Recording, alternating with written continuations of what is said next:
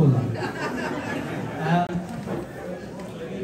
আমি জানতাম না যে আমাকে এখন কথা বলতে হবে, কিন্তু আমার কাছে যেটা মনে হয় যে হাসান ভাইয়ের পজিশন নিয়ে আমি বিশেষ কিছু বলতে চাই না, কিন্তু আমাদের মনে হয়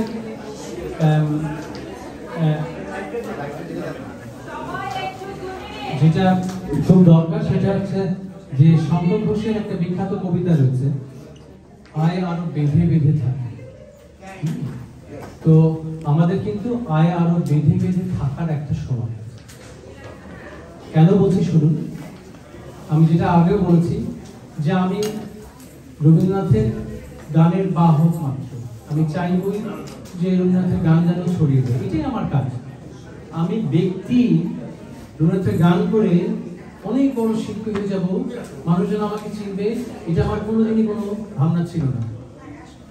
এই ভাবনাটা আমাদের যদি সবাই আসে, যে আমরা যদি সবাই একটু নিজের খরচ থেকে বেরিয়ে আসি, বিশেষ করে আমরা এখন যেখানে যে পর্যায়ে পৌঁছেছি বৈশ্বিকভাবে, বাংলাদেশ তো বটে, নিজেদের গণ্ডি থেকে বেরিয়ে এসে নিজেদের ক্ষুদ্র, আমারও আছে নিজেদের ক্ষুদ্র যে গণ্ডি, তার থেকে বেরিয়ে এসে আবার বলছি বিদ্বেষ এবং অন্য যা কিছু আমাদের পূর্ণ যা কিছু আছে সব মুছে ফেলতে হবে।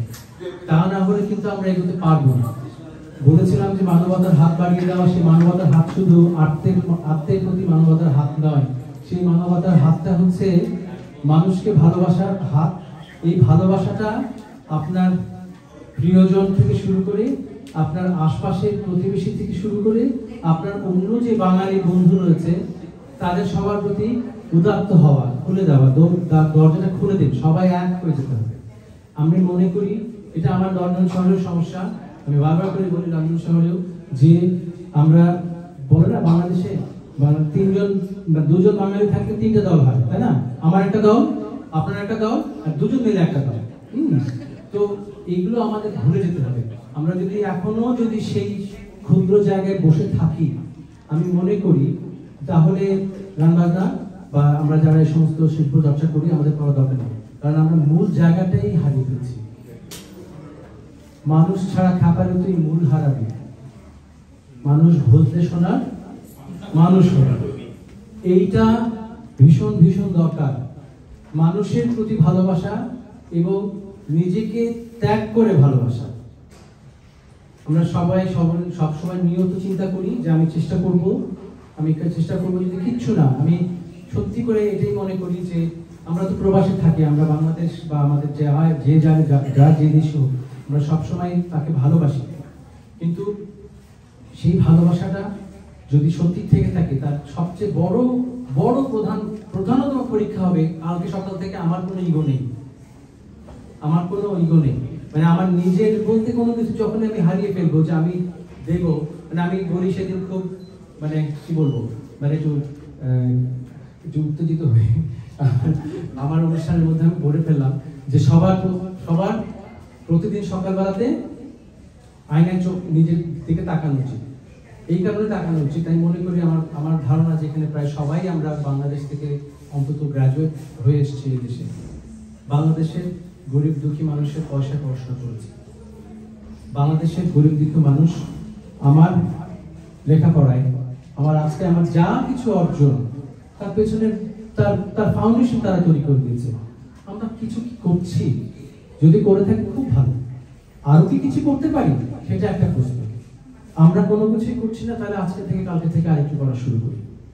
যেভাবে পারে, সবার যে গান বাজনা করতে হবে কোনো কথা নেই, আপনি যেখানে ভালো মনে করছেন সেখানে। দেশটার অনেক কষ্ট, দেশের মানুষের অনেক কষ্ট, কিন্তু আমাদের কাজটা হবে দেশের মানুষের জন্য সবাই এক হওয়া।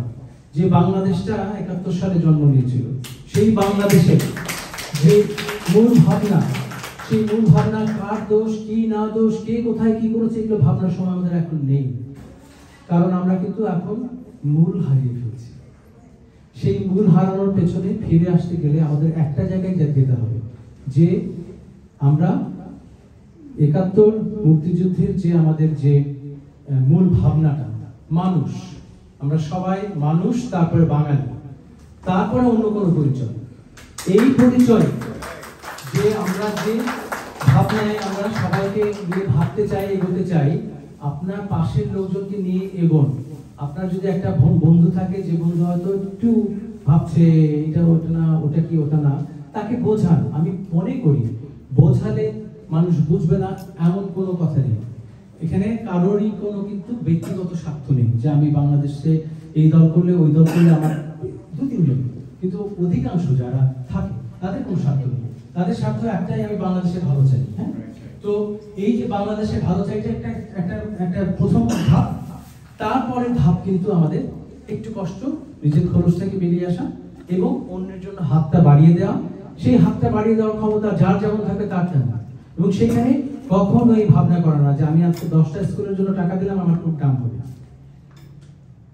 10টা স্কুলের জন্য আমি পয়সা দিলাম কারণ ওই স্কুলে মানুষজন গরিব দুঃখী পড়বে, এটা আমার দায়িত্ব।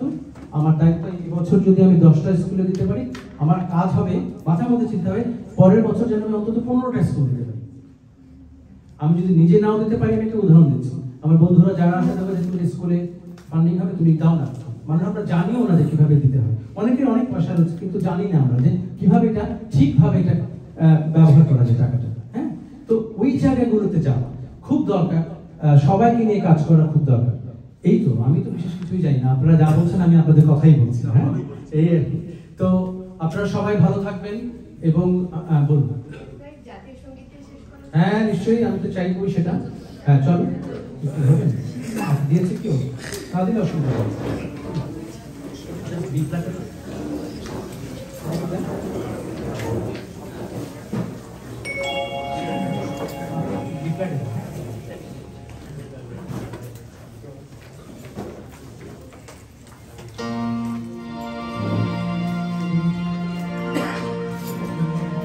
আমার সোনার বাংলা, আমি তোমায় ভালোবাসি,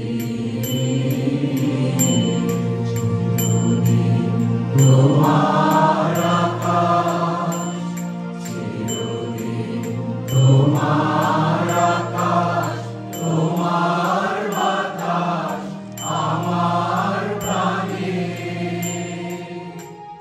তোমার আমার প্রাণে বাজায় বাঁশি সোনার বাংলা, আমি তোমায় ভালো